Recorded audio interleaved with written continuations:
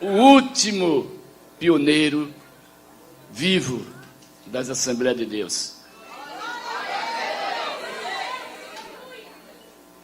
O último pioneiro vivo que compôs vários hinos da harpa cristã.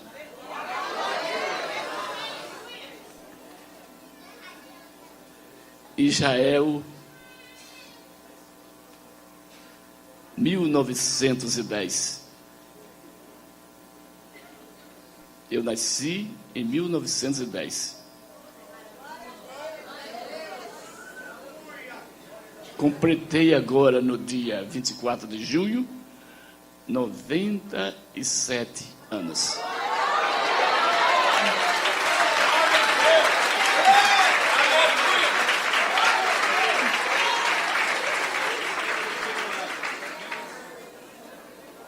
Nasci numa cidadezinha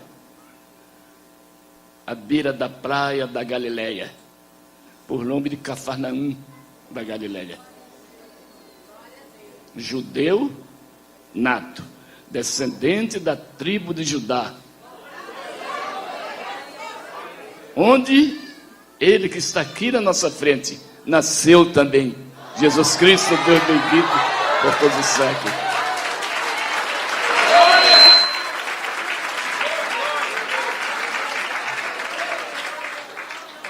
Nesses tempos, Israel não era reconhecida. 57 anos depois que Jesus subiu, o general Tito, general romano Tito, entrou com as suas divisões em Israel e massacrou Israel e dispersou todo o povo. O povo de Israel foi disperso por todas as pátrias. Em 1910, houve outra dispersão em Israel, muito forte. Naqueles tempos de Israel, não tinha o nome de Israel. Era um país livre, um país sofrido. Então, com 8 dias de nascido, meus pais desceram da Galileia até Jerusalém. Com 8 dias, eu fui circuncidado. Fui circuncidado no templo em Jerusalém. Com 40 dias, eu fui entregue no templo. E com mais meses, meus pais vieram refugiados. Eu, meu pai e a minha mãe, refugiados. E viemos no navio, refugiado. Zendaca, na África do Sul, Madrid, na Espanha. Da Espanha nós fomos até Portugal, o navio foi fazendo rota. Depois foi até a Argentina. E da Argentina nós fomos para o Rio Grande do Sul, no Brasil. Quando eu completei 5 anos, meus pais retornaram a Israel. Com 5 aninhos, retornaram a Israel. Não existia ainda no Rio Grande as Assembleias de Deus. E eu fui pescar no Rio Jordão. Tinha um afluentezinho, um riachinho, e eu fui pescar, menininho ainda, com 5 anos, estou pescando, 6:30 da noite, e eu olhei para os céus, o céu estava pontilhado de candeeiros, as estrelas, e a lua emanava um raio de luz sobre o riacho, e lá adiante estava o grande Jordão.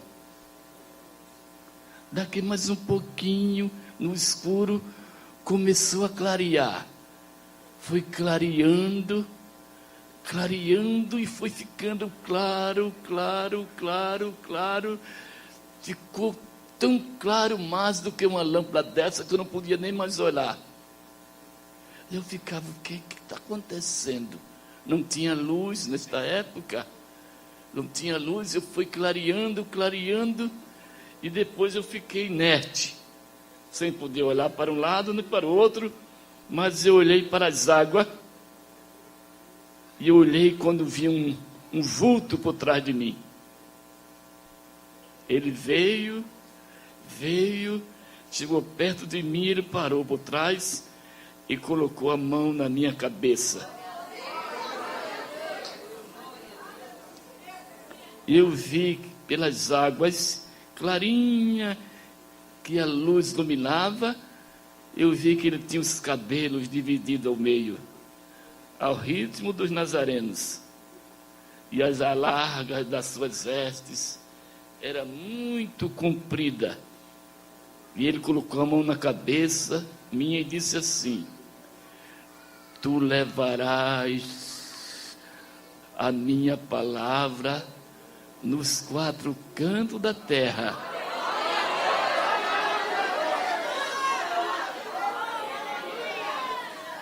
Eu serei contigo e prolongarei os teus dias na terra dos viventes.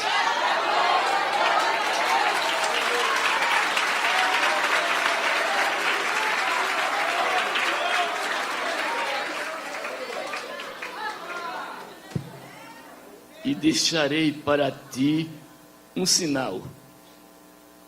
Por eles, eu te deixarei um sinal. Aí soprou o vento.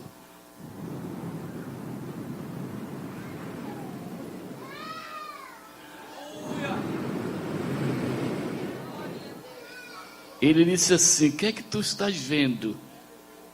Eu disse: eu estou vendo um vento que deitou o capim do riacho e avolumou as águas. Ele disse: tu viste bem. Olha para cima. Aí eu olhei para o céu. Ele disse: o que é que tu vês lá em cima? Eu estou vendo ali no meio da estrela uma luz piscando. Este será o sinal que eu te deixarei na terra.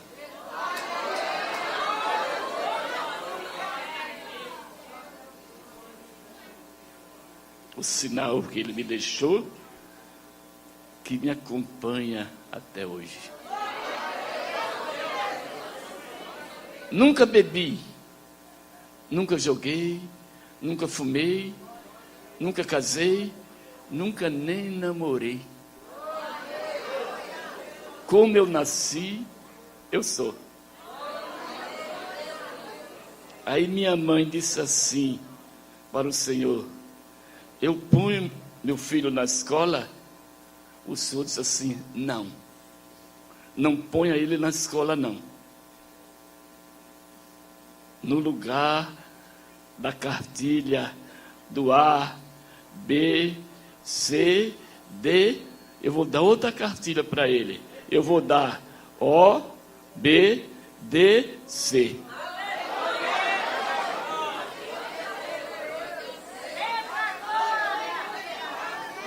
Ele me deu essa palavra, eu guardei comigo.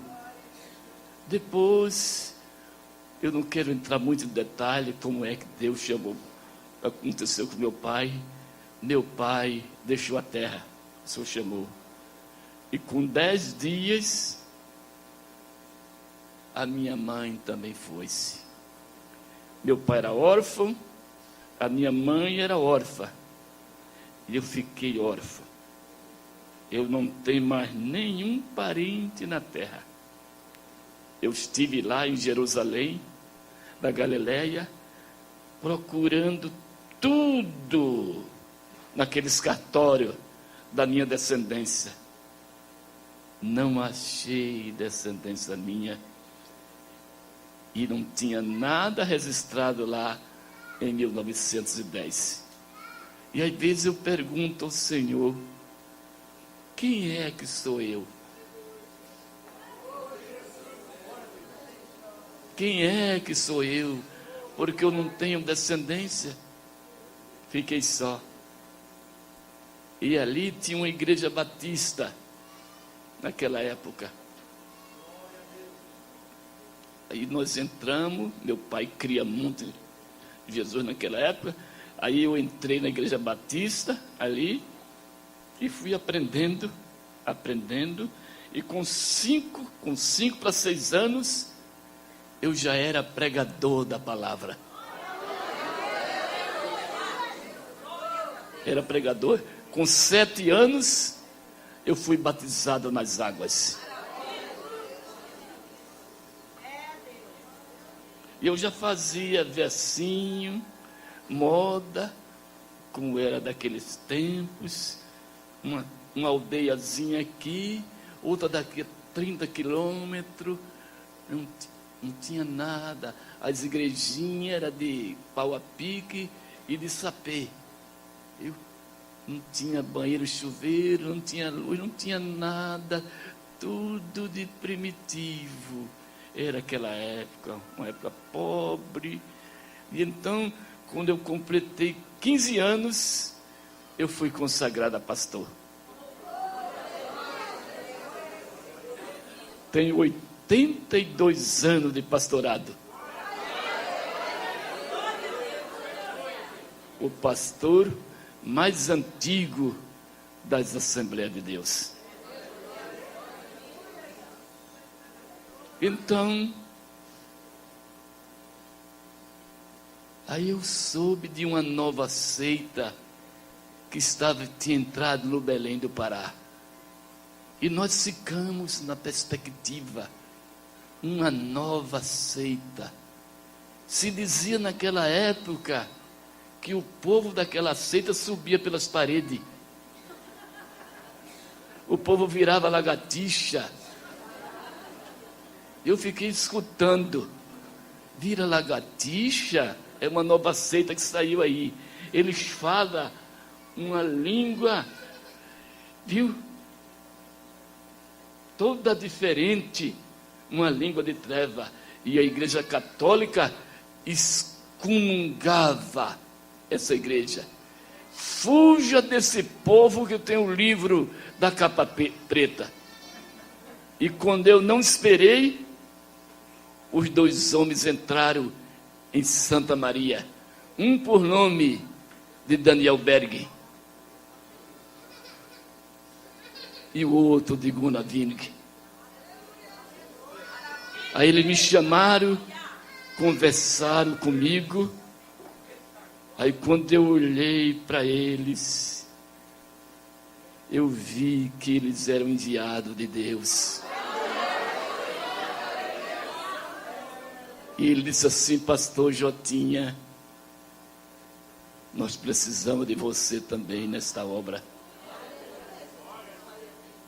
Precisamos de você nesta obra. Aí ele entrou na igreja batista.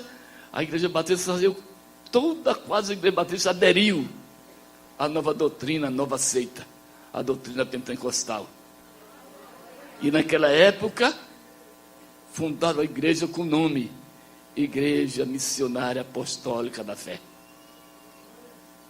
O primeiro nome dessa Assembleia de Deus era Igreja Apostólica Missionária da Fé. Então, aí eu entrei ali, e ele me falando sobre os dons espirituais, que ele era batista também, e Deus mandou ele vir da Suécia, levantar essa igreja.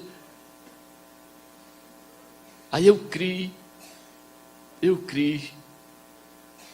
no Espírito Santo. Ele disse assim: se ajoelhe aí. Eles 2 colocaram a mão na minha cabeça e eu fui batizado com o Espírito Santo. Daniel Berg e Gunnar Wing. E nós avançamos pelo Nordeste afora. E uma vez nós estávamos no monte. Nós orava com a boca no chão. Era aquelas casinhas que nós fazíamos de pau a pique, coberta de sapê. Eu fico assim olhando aqui.